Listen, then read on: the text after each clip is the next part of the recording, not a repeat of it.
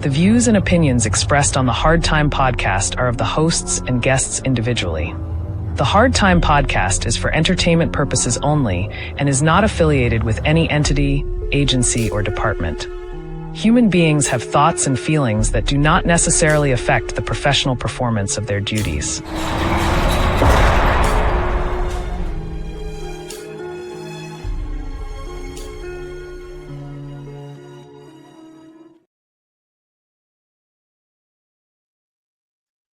Welcome to the Hard Time Podcast. I'm Jake Motherfucker Welder. I'm your host. The profane one, the walking confrontation, the one that you don't want to see, the one you see on your worst day. I'm the last person that you want to see because it means you're in jail. Or alternatively, you're having a very good day because you're watching the Hard Time Podcast. So welcome. Thank you for joining me. Appreciate you guys sticking at it out with the Hard Time Podcast. It's always fun. Fun to be here. Fun to do this show.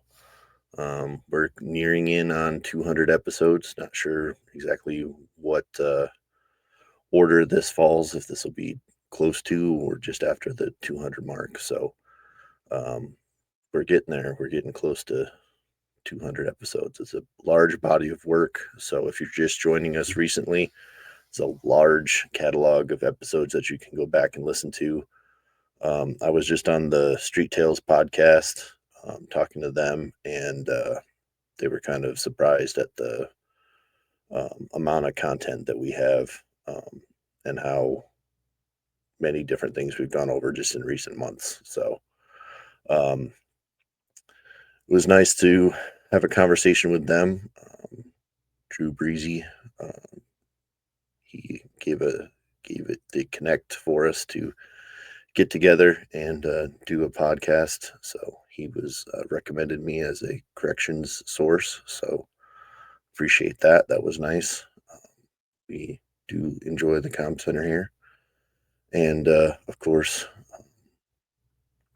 supporting John and his efforts, as well as Drew Breezy. So, or Drusif, Andrew Baxter. So was on there and just talking about corrections as a whole, and I think it's a good conversation, a conversation that doesn't happen very often between law enforcement, that first initial contact that they have with people, going from the first 30 minutes, maybe hour and a half of dealing with somebody in the juvenile or adult justice system, and then they just drop them off and sometimes forget about it until maybe they have a court date where they see the person again.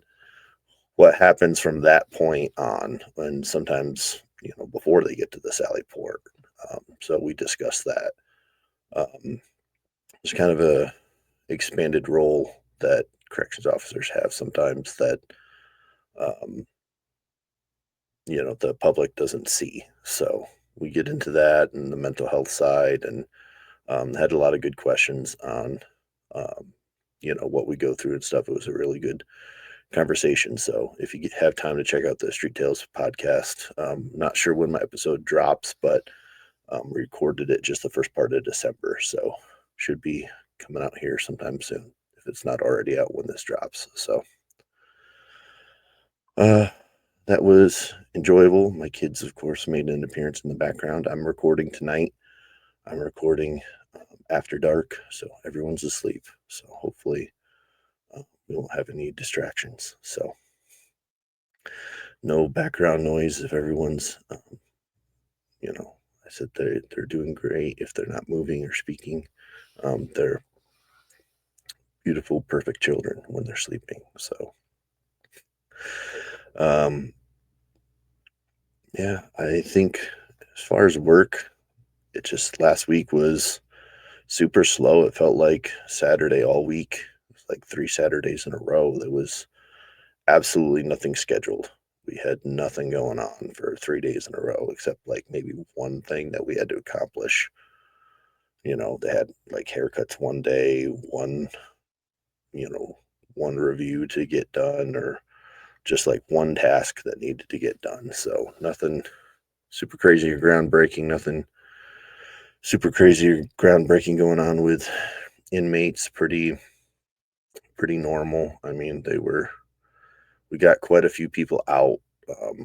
Got our numbers down finally. We were getting, um, you know, we were a little above capacity for a while, so it was good to get quite a few inmates out before the holidays for staffing purposes, if anything. Maybe not for the community at large, but it was very nice for our staff to have a reprieve from having quite so many assholes in jail. So that was nice. So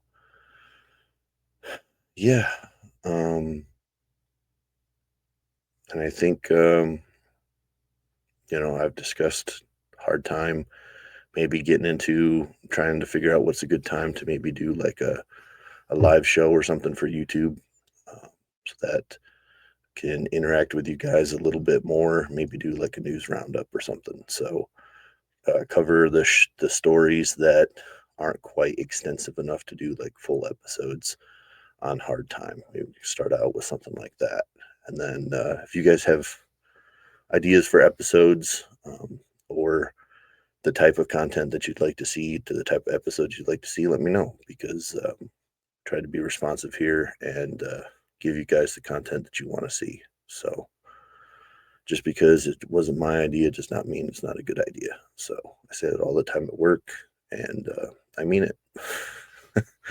Not the only one around here with ideas. So appreciate you guys' feedback. We've had quite a few really cool episodes and a couple lame ones that have been couple ones I've that have been suggested by people. Sometimes I can't make an episode out of something because there's just not enough there, but we do the best we can. So, but keep them coming, because especially if we expand the network again a little bit, um, spend some more time on hard time, then it'll be good to have as much content as possible. So, and if it's not enough for a full hard time episode now, if it doesn't meet that criteria, we can definitely do it, in shorter form, put a bunch of different stories together on like a live, something like that. So get more used to talking by myself on camera and not speaking out into the ether, not having somebody talk back, not having the banter and stuff. So trying to keep it interesting for you guys, and trying to get better at this podcasting thing a couple years in, trying to get a little more serious. So today, our subject, ICE, and what effect that is having on prisons. So what effect does ICE have on prisons? Well,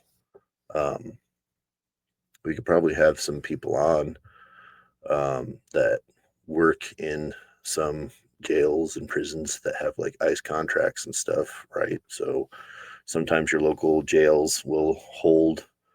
I know we've had contracts with federal agencies and stuff before. We hold federal inmates. And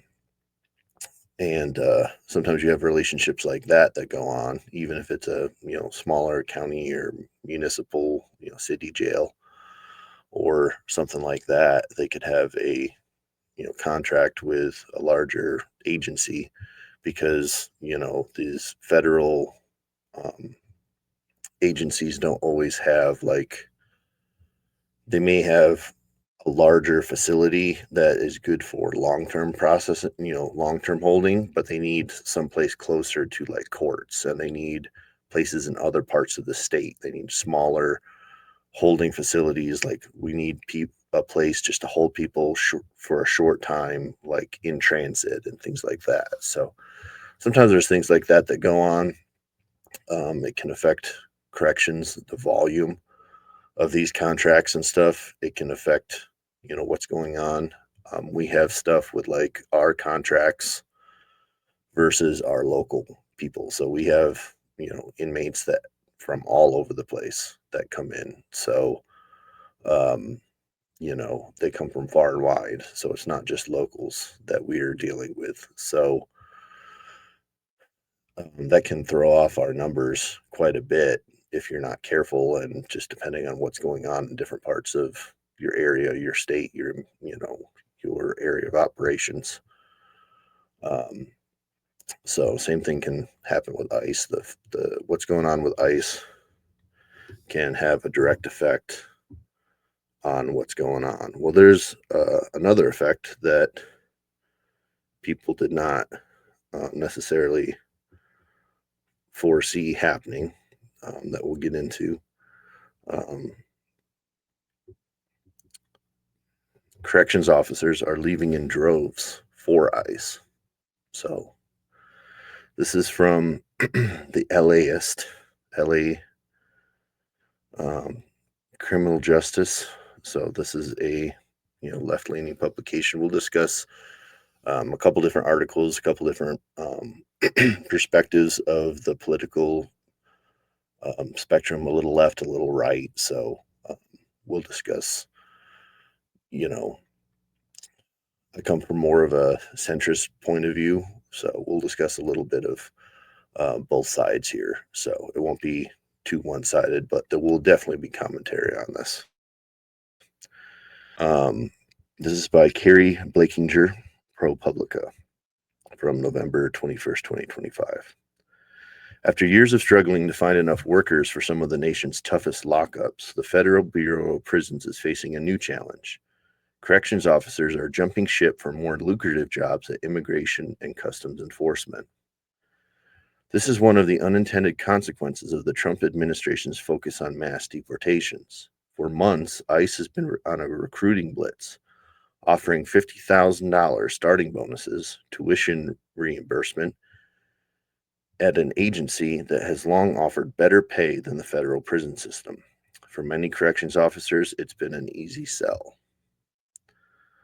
So, yeah, I mean, what's the downside for corrections officers? You're saying, if you're pro law enforcement and, you lean politically where this is something that you believe in, you're going to get paid more, you're going to get a bonus. And at least for the next few years, you're going to be supported.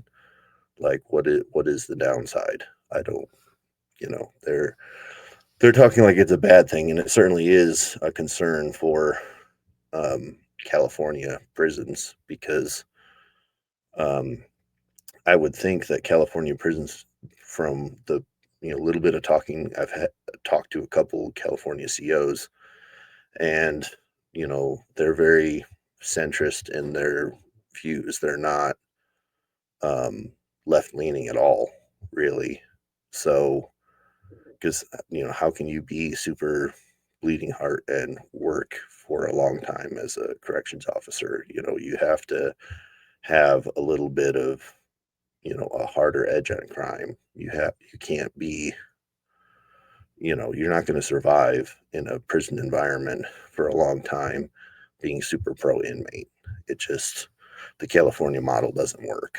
So, yeah, it's an easy sell is an understatement. But the article continues. Workers at detention centers and maximum security prisons from Florida to Minnesota to California counted off the number of coworkers who left up for ICE where they were were in the process of doing so.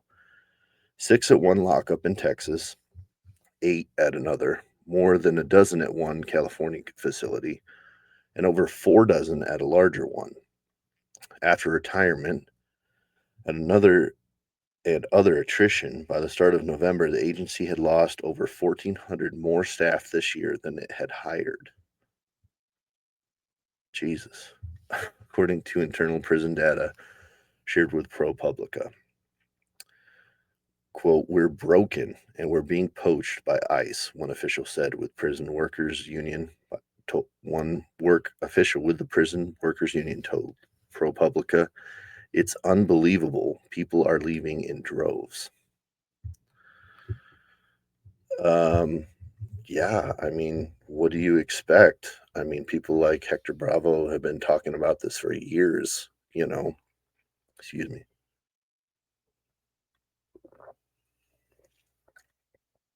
You beat down your you know, corrections officers that want to do their job, that are pro security, that, um, you know, that are, maybe lean right politically, that don't follow your California model, that aren't, drinking the tea. And, you do that for years. And, you know, that certainly doesn't help when you don't have the numbers. You're already, getting rid of a certain number of your corrections officers just because don't align with their political beliefs or whatever.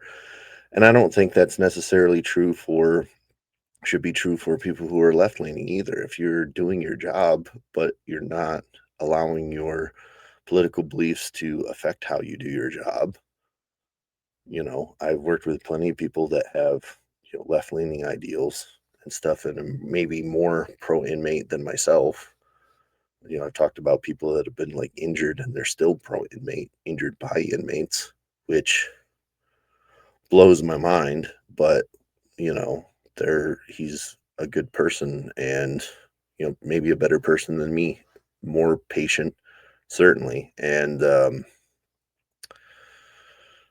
you know, has more left leaning ideals, but uh, he's a good officer because he does his job. He stays in the center, he follows policy and procedure, and, he doesn't allow his views to affect how he does his job, you know. Um, so I just, yeah, I don't know how they didn't see this coming. See, the article continues. The exodus comes amid shortages of critical supplies, from food to personal hygiene items, and threatens to make the already grim conditions in federal prisons even worse.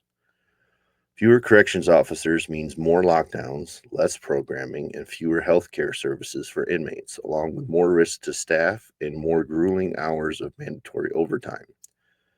Prison teachers and medical staff are being forced to step in as corrections officers on a regular basis. That is a terrible fucking idea. That is a terrible fucking idea.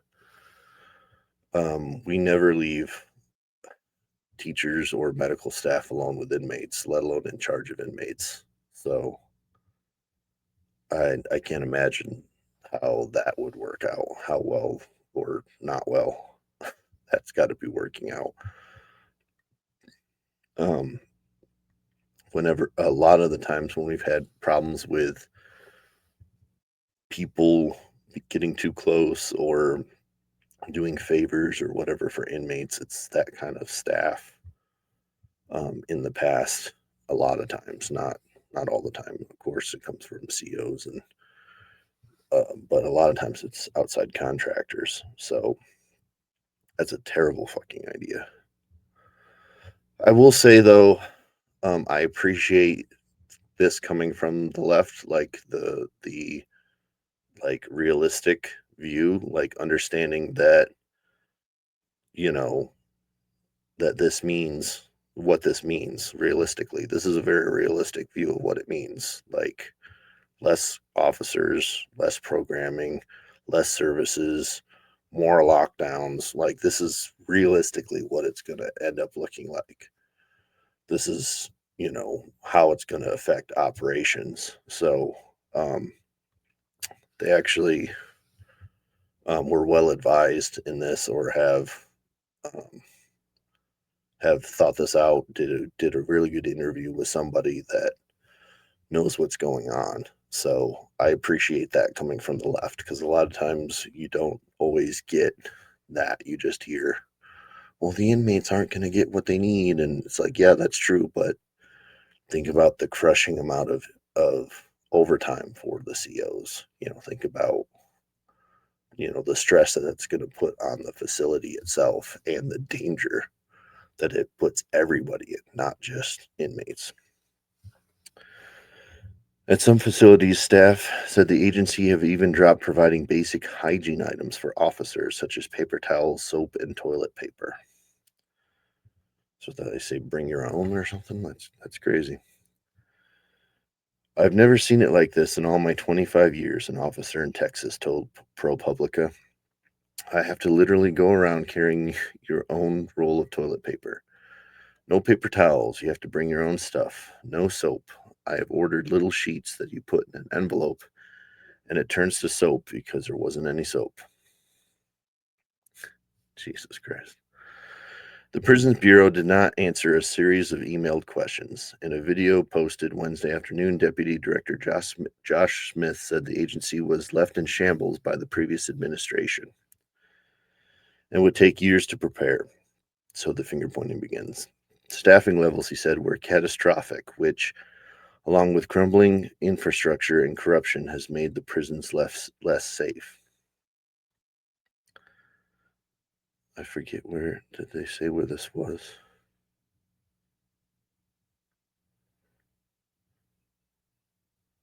This is in California.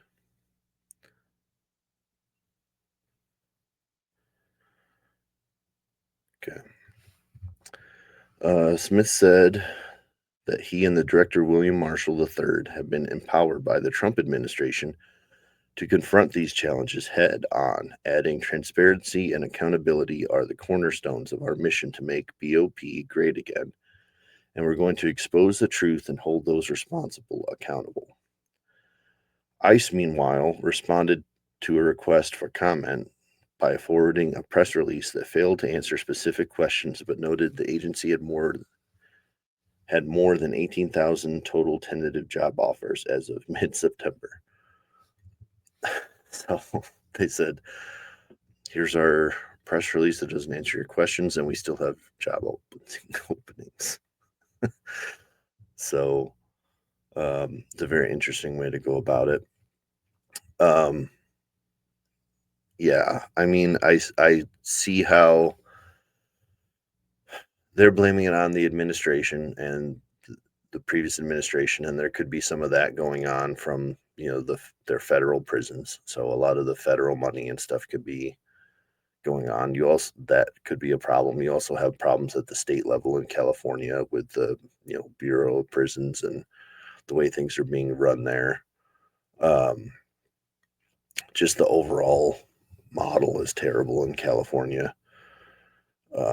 Just the huggy kissy stuff just fucking drives me nuts. It's fucking dangerous. We've covered I don't know how many murders, staff assaults, and assaults on family members and stuff that have happened because of their lax policies. People have lost their lives.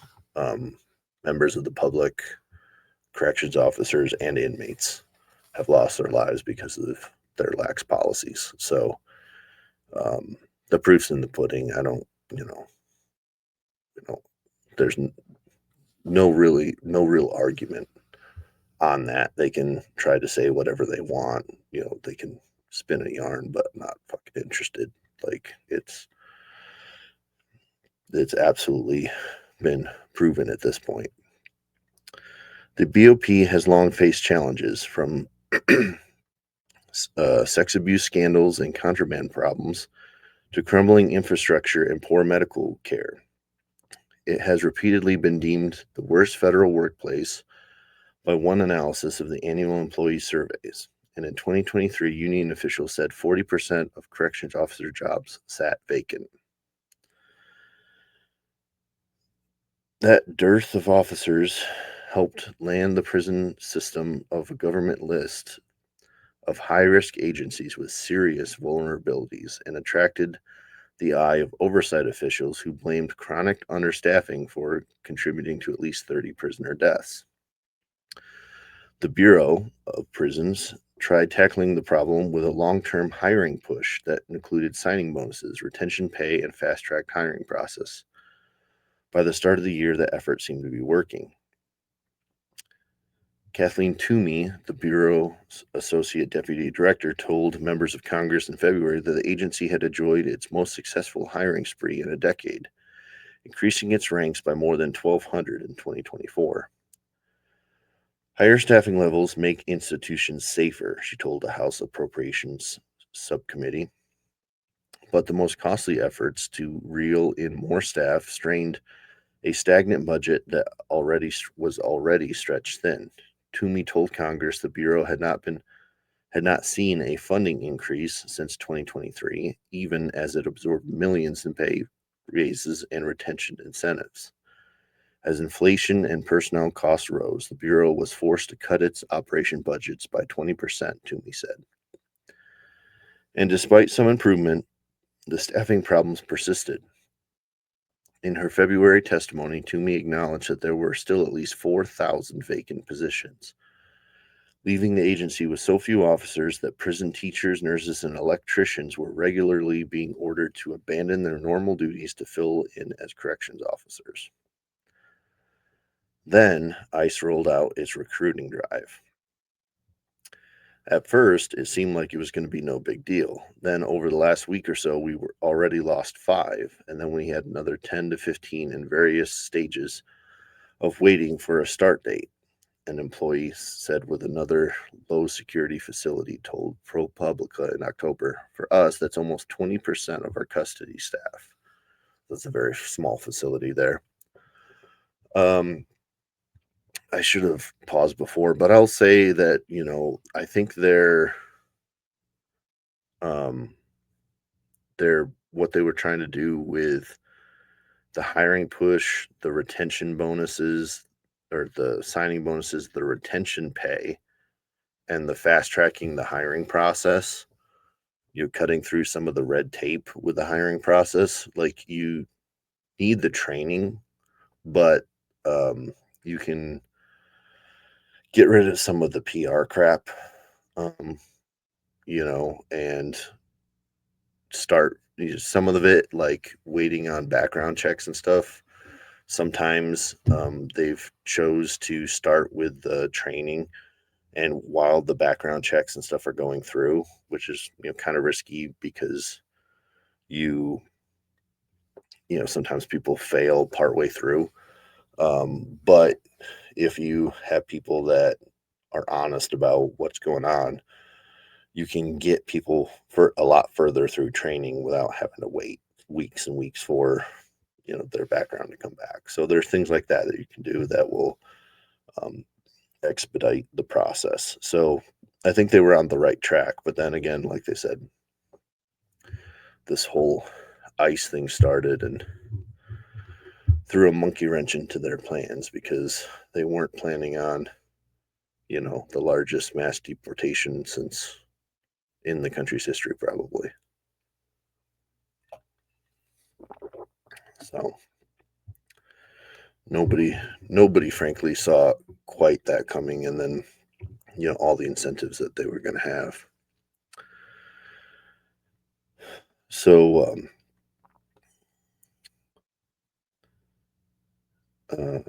says he, so this employee, like most of the prison workers and union officials who spoke to ProPublica, asked to remain anonymous for fear of retaliation concern that has grown in the agency, or since the agency canceled the union's contract in September following the executive order.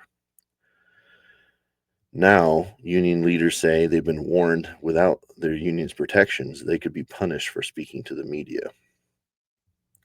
After the contract's cancellation, many of the current staff who had originally spoken on the record asked to have their names withheld.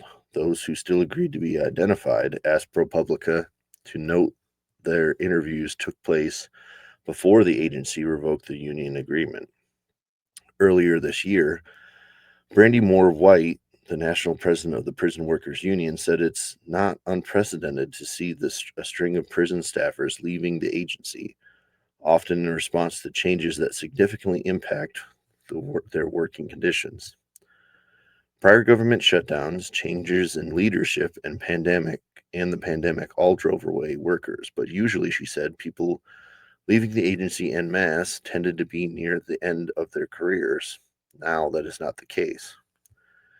This is, from what I can remember, the biggest exodus of younger staff who are non-retirement eligible. And she said, and that is super concerning to me.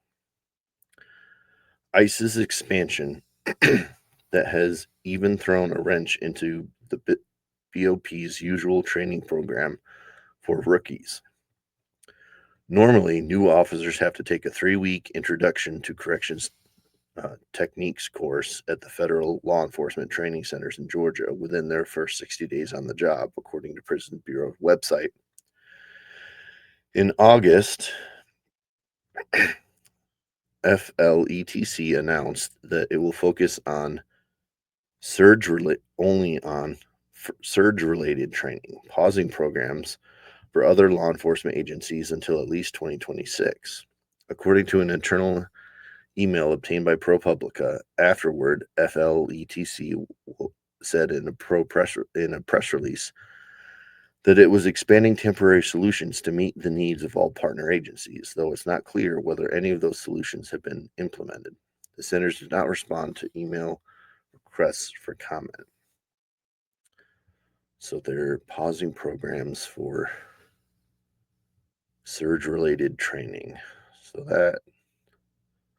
that could be concerning.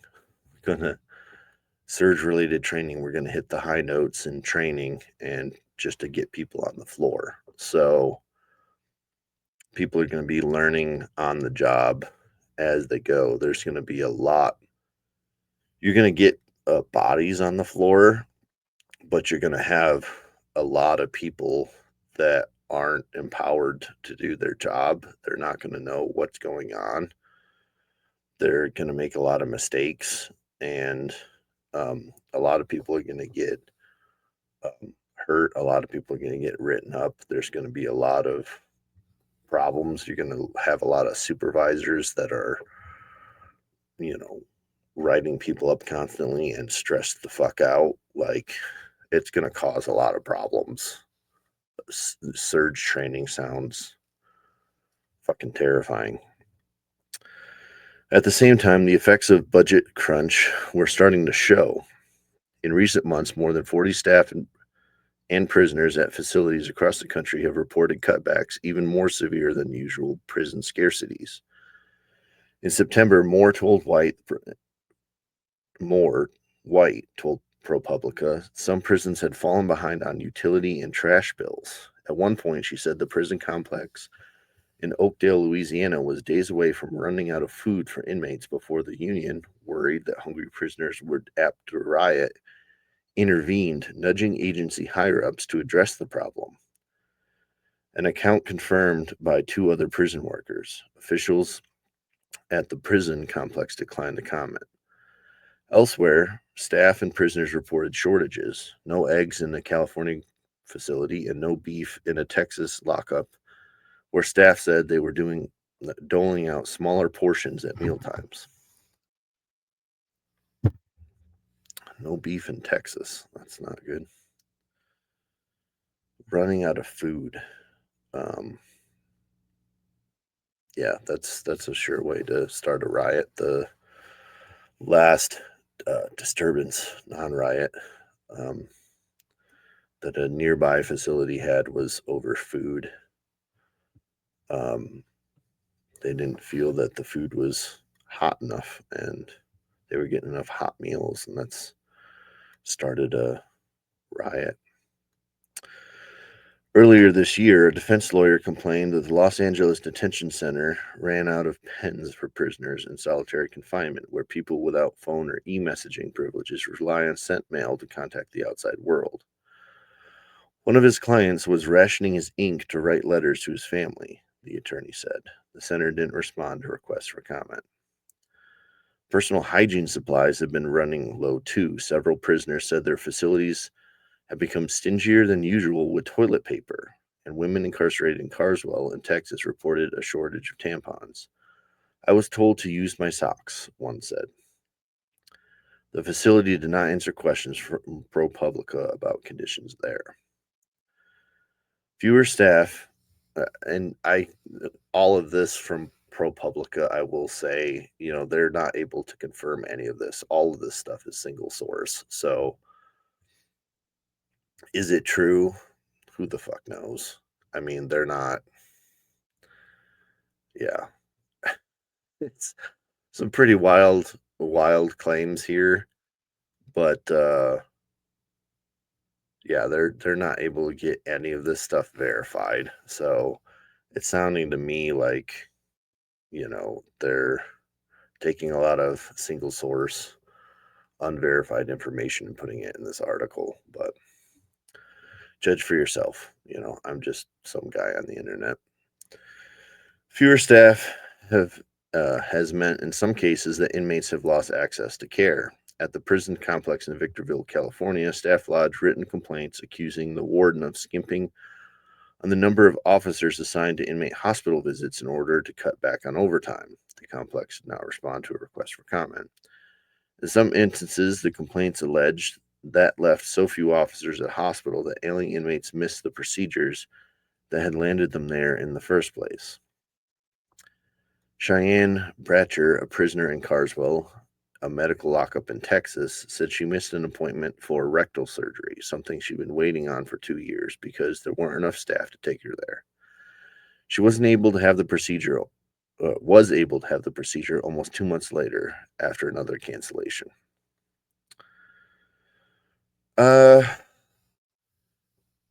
Sometimes they don't have staff to get you there, like when it is.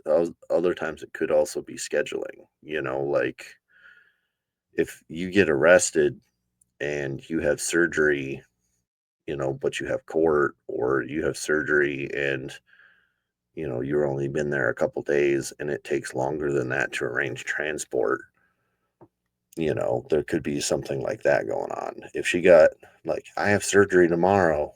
Okay, well, you got to go to court. We got to get a court order for you to get a, you know, transport order to go to the doctor. It's not as simple as, okay, well, we'll just take you. Like, a lot of times you need a signed transport order by a judge. And then you need to assemble a transport team, and then they need to staff it. So it's not as simple as, okay, we just need a car and a corrections officer. Like, there are steps that need to be followed. And, if it needs to go through attorneys in the courts, standard government efficiency is not very fucking efficient. So, um, there's oftentimes that inmates have stuff that's been scheduled for months in advance that they miss because we're not able to accommodate for various reasons. And then we tell them you're going to have to reschedule for when you get out, or, if you're here for long enough, we'll reschedule for a time that you can. In this case, it took 2 months because she was in jail that long, and they got her another appointment and got her in. But I mean, she'd been waiting for 2 years and they got her back in 2 months. So, that shows that they got her next appointment expedited because she was in jail, if you look at it that way. So, yeah, I don't think there's much to that story. I don't think that was super accurate to me. But it says after another cancellation. So, again, that cancellation, what was it canceled for? Was she being uncooperative? Did she get double booked for court or something? I don't know. There's not a lot of detail in here. There's a lot of things that could be going on. And again, if you have single source intel, you don't have the whole picture. So, staffers say several. John will appreciate that. Staffers say several facilities have started scheduling recurring blackout days when officers are banned from working overtime in an effort to save money. Instead, prison officials turn to a practice known as augmentation, where they direct teachers, plumbers, and medical staff to fill in as correction officers. That's why I left, said Tom Cam, who retired in September from the federal prison in Pekin, Illinois, after 29 years with the Bureau. My job was to try to settle an EEO complaints. So if someone alleged discrimination against my agency, it was my job to look in to try and resolve it. When he found out earlier this year that he would soon be required to work 2 shifts per week as a corrections officer, he decided to retire instead. I hadn't been an officer in a housing unit since like 2001. It had been like 24 years, he said. I really had no clue how to do that anymore. Augmentation isn't new, but staff and prisoners at some facilities say it isn't being used. It's being used more often than it once was. It also means fewer staff or medical staff available to address inmates' needs. Today we had a physical therapist as a unit officer, so all his PT appointments would have been canceled. Brian Casper, an inmate at the federal medical prison in Missouri, wrote in an email earlier this year. Yesterday, one of the other units had a head of radiology for the unit officer, so there would have been one less person doing the x-rays and CT scans. The prison didn't respond to emailed questions. When the government shutdown hit in October, it only made the situation worse, exacerbating the shortages and increasing the allure of leaving the Bureau. While ICE agencies and corrections officers continued bringing home paychecks, thousands of prison teachers and plumbers and nurses did not. The so-called One Big Beautiful Bill Act, the domestic policy mega bill that Trump signed into law on July 4th, could offer some financial support for the agency's staffing woes, as it will route another $5 billion to Prisons Bureau over the next 4 years, $3 billion of which is specifically earmarked to improve retention, hiring, and training. Yet exactly what the effects of that cash infusion will look like remains to be seen. Though the funding bill passed more than 4 months ago in November, the Bureau declined to answer questions about when it will receive the money or how it will be spent. So, I gotta say, um, sounded like they were,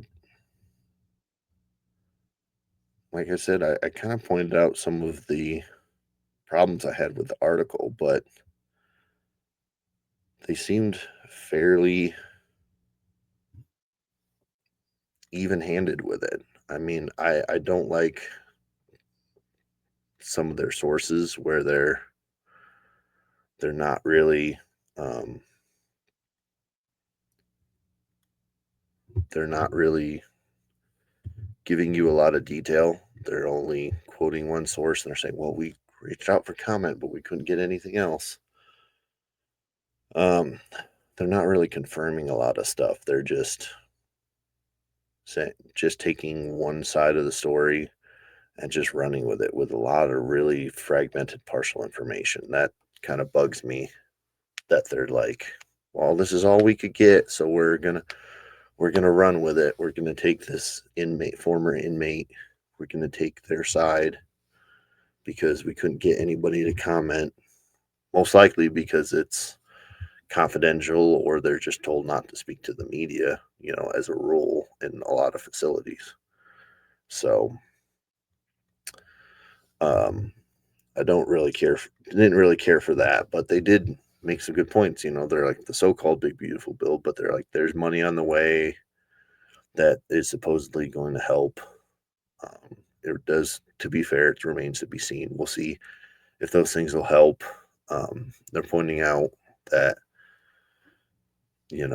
this big push for ICE is causing an issue for the Bureau of Prisons and the federal prisons, but um, Well, yeah, like I said, what do you expect when, you know, these this group of people, CEOs, have been mistreated for so long? They see an out and they see a, short term thing. I mean, I've talked to John. He talked to me at one point, and he was like, well, "Why don't you get into something like that?" And I'm like, "Well, it's a short term solution, Like, I don't really like getting into something that's that politically tenuous. It's like, Border Patrol immigration and customs. It's like your job can change drastically with the administration, and I'd like something that's, more stable than that. That is something that is, going to be a little bit too unstable for me, like in my family. I like where I'm at. I've got a good, um, I'm already looking at, a major change in a few years in administration and stuff at the agency I work for. That's enough to worry about. I don't need to, and then maybe at that point I would look into something else where I have a similar retirement. I could make a change, but in the meantime, I'm good because I don't need to be dealing with this every couple of years. I'll have, you know, 15 years in at that point. I'll be well on my way towards retirement. So,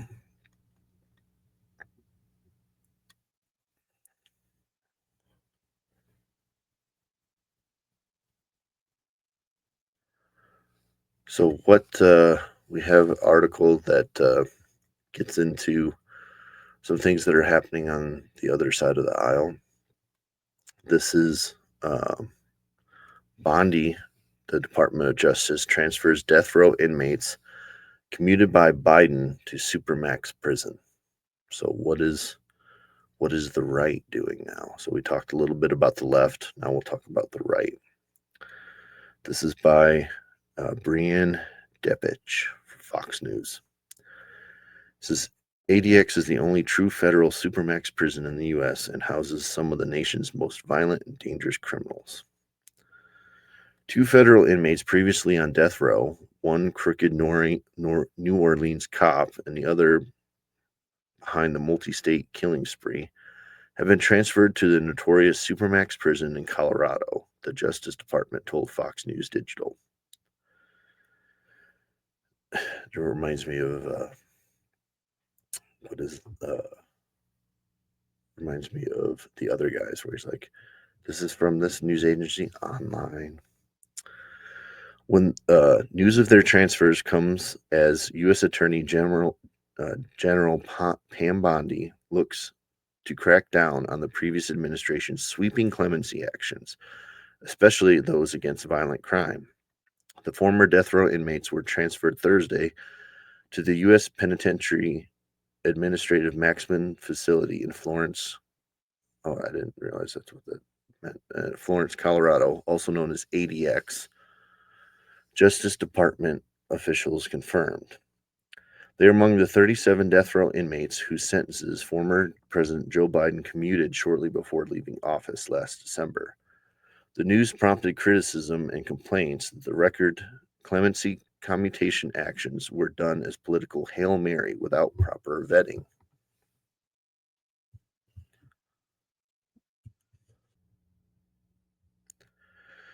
Eight death row inmates have already been transferred to ADX, the Justice Department told Fox News Digital, bringing to 10 the number of death row inmates that have been transferred to the prison since mid-September. More are expected soon. All 37 death row inmates commuted by Biden are expected to be moved to prison by early next year, the Justice Department told Fox News Digital. The efforts come as Bondi and the Trump administration have sought to reverse some of the Biden administration's efforts on criminal justice reform, with an emphasis on cracking down on violent crime.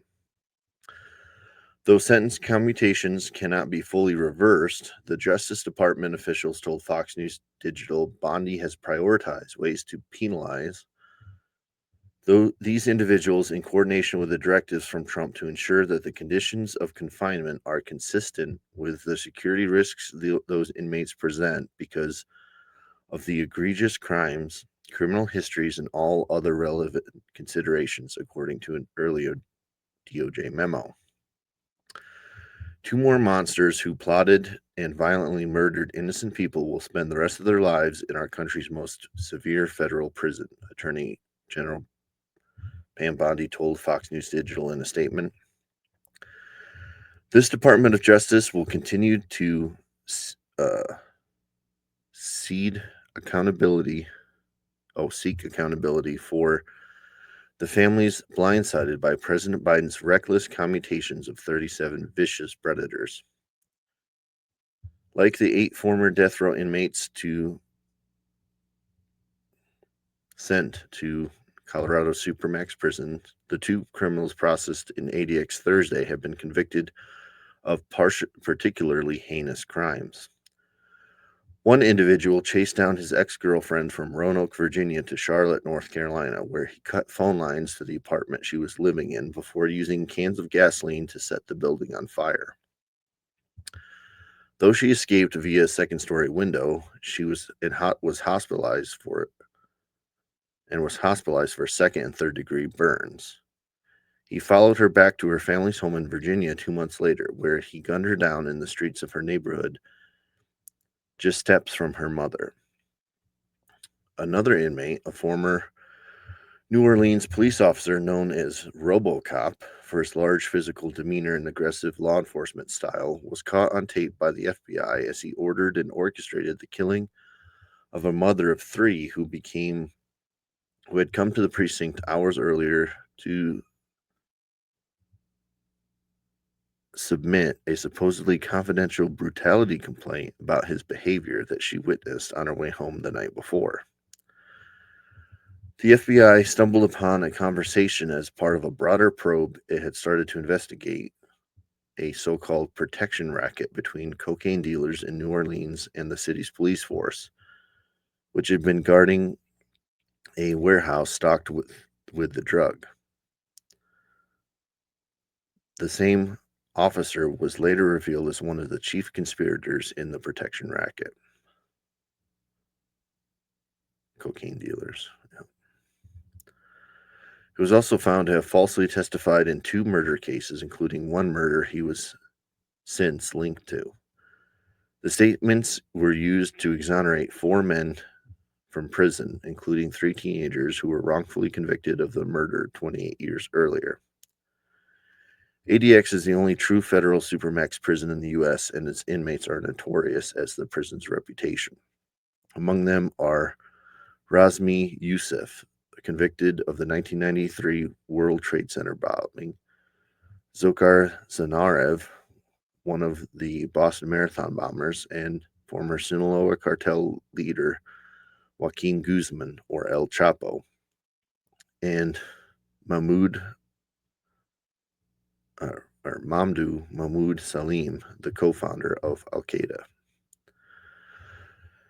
Shortly after her confirmation as Attorney General, Bondi issued a memo aimed at restoring a measure of justice to the victims' families.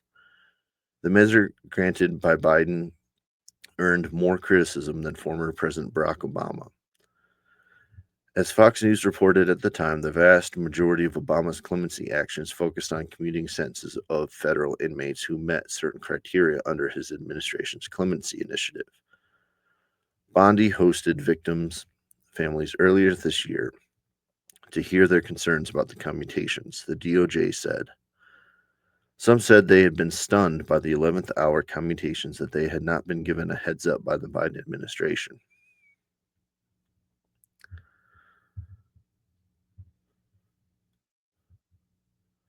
So, yeah, they weren't given any notice of these commutations. There was allegations that the commutations were not made by Biden. Biden, of course, says that's not true.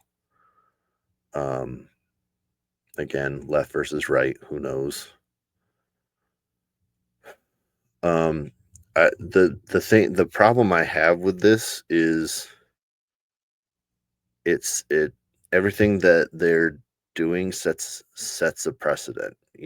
Like, I see that they're trying to do what's right here, or what they feel is right, in undoing these. And I agree that if you feel that people that are extremely dangerous are being at risk of being let out or, their sentences commuted, you want to reverse that. You want to, keep them in jail. You want to, do the right thing, at least as long as you can.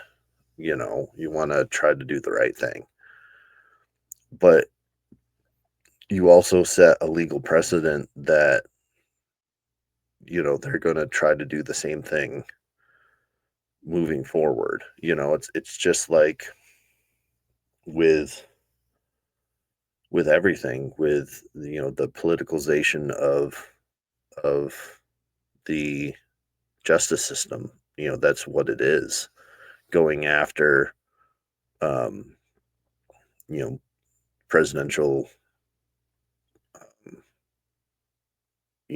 weaponizing the justice system, going after presidential candidates and stuff has been done by the left. And you know what's to stop the right from doing it now, going at the left now that the right is in power, to try to stop the left from getting their candidate in. Like, it's dangerous precedents being set, saying, hey, while we're going to undo everything that you did.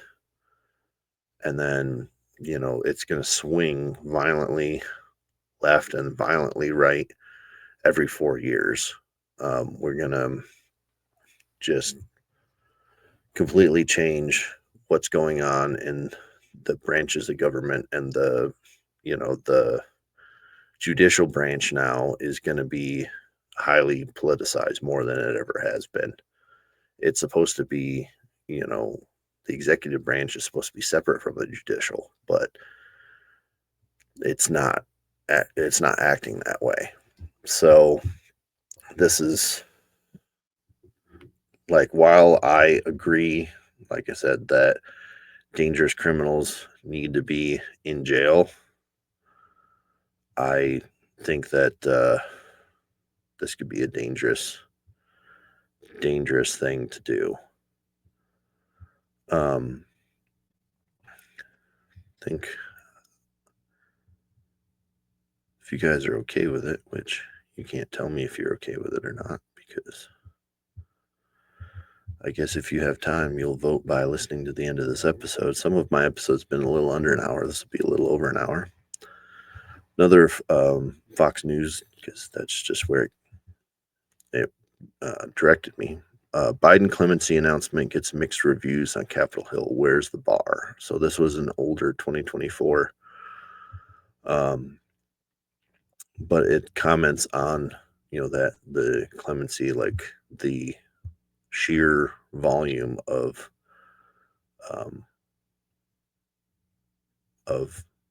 the clemency that he granted. So we'll get into that. President Biden's act of clemency, largest in a single day, has left some of the congressional Republicans unhappy, while a number of Democrats are hoping to see it expanded. I'm not surprised at this point anymore, Republican Anna Paulina Luna of Florida said, I think I'm still trying to get over the Hunter Biden thing after he promised America he would do it. Biden broadly pardoned his son, Hunter Biden, earlier this month, despite promising he would not. He would not. Hunter was convicted in 2 separate federal cases. According to Representative Ralph Norman,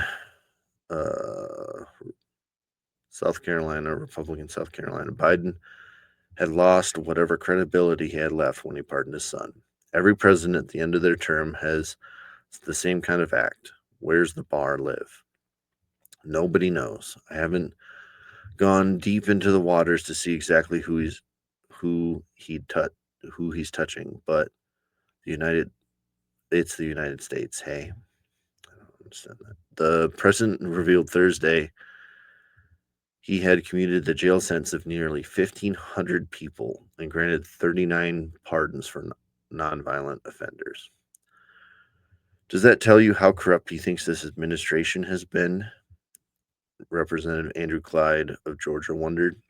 Lindsey Graham of South Carolina the Senate Judiciary Ranking Member told Fox News Digital. That's a large number.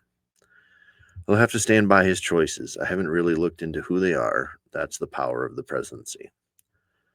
Outgoing Senator Joe Manchin of West Virginia reacted to Joe Biden's clemency grants to reporters Thursday, recalling his own limited pardon use as governor. I did very few. I wanted to make sure if the community didn't buy it, that the person would not receive a pardon. I would make sure that my staff would go back and check in that area and do a due diligence and a deep dive, he explained. Asked if Manchin trusted Biden's administration did its own due diligence on the people whose sentences were being commuted, he said, I would like to think and believe in the process. I believe in the system, so I hope so. The White House released a list December 12th of those who were granted clemency.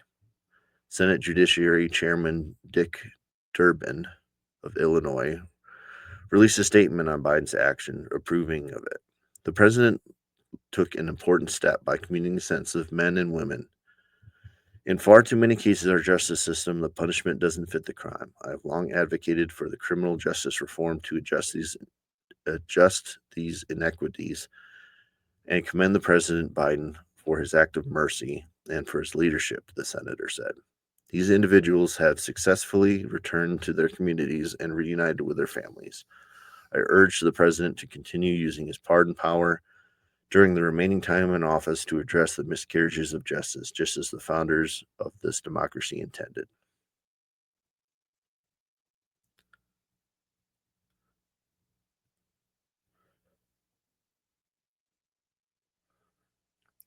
Other Democrats applauded the move, including Senator Peter Welch of Virginia, who told reporters, these are nonviolent offenders, and I think they represent compassion. In no way is this going to jeopardize public safety. So I support what the president did. Well, we just learned that, burning your ex's house down and gunning her down in front of her mother is not a nonviolent offender. So um, that's was not the case. They didn't do their due diligence on that case, at least. Congressional Progressive Caucus Chair Pamela Jayapal from Washington expressed an appetite for ever more similar actions from Biden, saying Thursday, we're still hoping he will offer clemency to the people who are on death row. We're still looking for the next list of people. Representative Dan Goldman of New York said he supported Biden using his pardon power, though he hasn't looked into all the people affected. He explained it's important to use that pardon power and clemency to even out the system and to evolve with our system as we move forward. So there is a list of the 1,500 people. But yeah,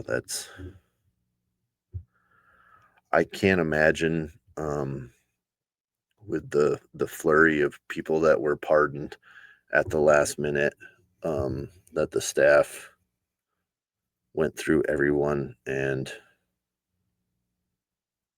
did their due diligence, but it's possible, just not likely.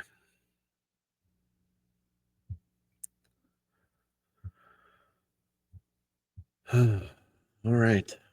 Well, we made it. Thank you for sticking with me for another episode of Hard Time. Appreciate you guys subscribing. Share Hard Time with a friend if you haven't already. Go ahead and share my reels. I appreciate Salamander doing that the other day. So we will keep the lights on, keep it going. Appreciate your patronage for joining us on being a member on Spotify. So keep the episodes going and keep an eye out for some content on YouTube as well. And we'll keep the Spotify stuff going. We'll go a little harder in the paint on Spotify. We'll keep that Spotify content 100. And then the YouTube stuff will be a little bit more peachy, a little bit more clippy, and a little bit more up to date. But we'll, the hard time will be on Spotify. So it's time for a couple Jake jokes. Why are vegetarians never involved in any drama? They can't stand beef.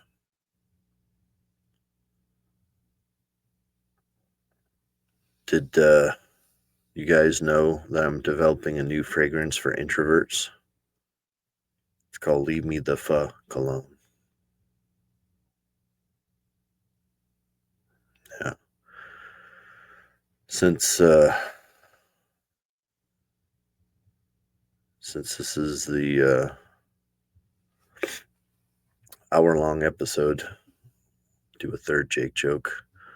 What type of plane has 3 cockpits? One with 2 female pilots in it. So a dirty Jake joke for you there as well. All right. Well, thank you guys once again. And I will say good night, Jake.